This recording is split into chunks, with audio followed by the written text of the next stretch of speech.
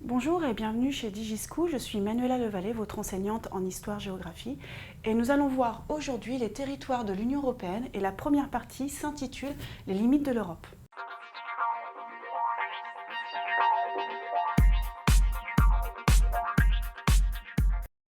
Le continent européen est assez difficile à définir. On parle de limites floues.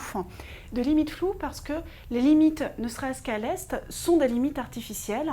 Les limites au sud, ça va, elles sont à peu près visibles, c'est la Méditerranée.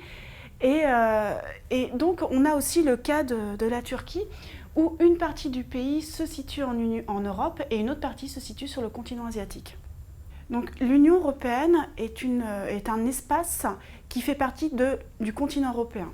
Mais dans cette Union européenne, on constate qu'on a plusieurs découpages géographiques. Tout d'abord, on a la zone euro qui comprend 18 pays, des pays qui utilisent comme monnaie l'euro, comme la France. On a aussi des pays qui font partie de l'espace Schengen. L'espace Schengen est un espace de libre circulation des individus. Il y a 26 pays dans cet espace Schengen. Et d'ailleurs, dans ces 26 pays, il y a des pays qui ne font pas partie de l'Union européenne, comme l'Islande.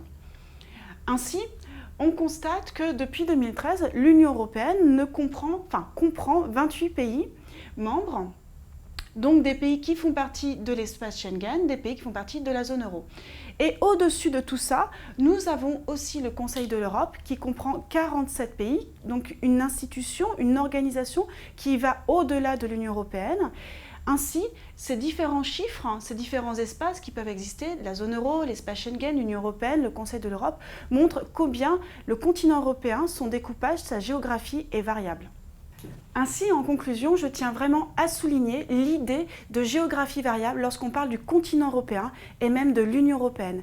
Merci d'avoir suivi cette vidéo sur DigiSchool et je vous dis à bientôt.